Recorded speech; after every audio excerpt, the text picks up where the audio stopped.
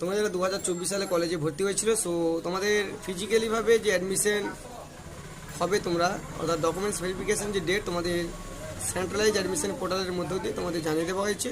অর্থাৎ তোমরা অফিসিয়াল পোর্টালে গিয়ে তোমরা তোমাদের জিমেল এবং পাসওয়ার্ড দিয়ে তোমাদের ড্যাশবোর্ডটা ওপেন করতে পারবে। ড্যাশবোর্ডে গিয়ে তোমরা দেখতে পাবে তোমাদের যে তিনটে অপশন রয়েছে, যে cancellation, admission, download, payment receive. ঠিক এর নিচে তোমরা দেখতে পাবে download professional admission certificate.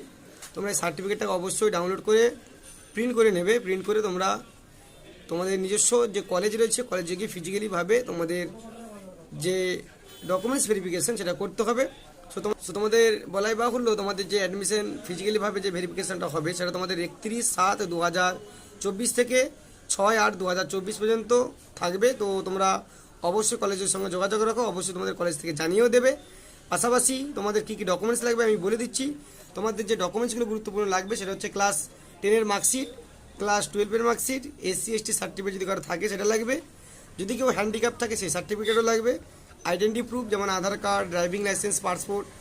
Age proof যেমন তোমাদের ক্লাস 10-এর যে মার্কশিট, অ্যাডমিট কার্ড রয়েছে, ক্লাস 10-এর যে রেজিস্ট্রেশন সার্টিফিকেট রয়েছে এবং বার্থ সার্টিফিকেট যদি কারো থাকে সেটা তোমরা নিয়ে যাবে। কেমন? এছাড়াও তোমাদের যে প্রফেশনাল যে অ্যাডমিশন রিসিভ, অর্থাৎ ভর্তির সময় যে রিসিভ কপিটা পেয়েছিলে সেটাও কিন্তু তোমরা নিয়ে যাবে। তো মানে স্টুডিওতে দেখাবে।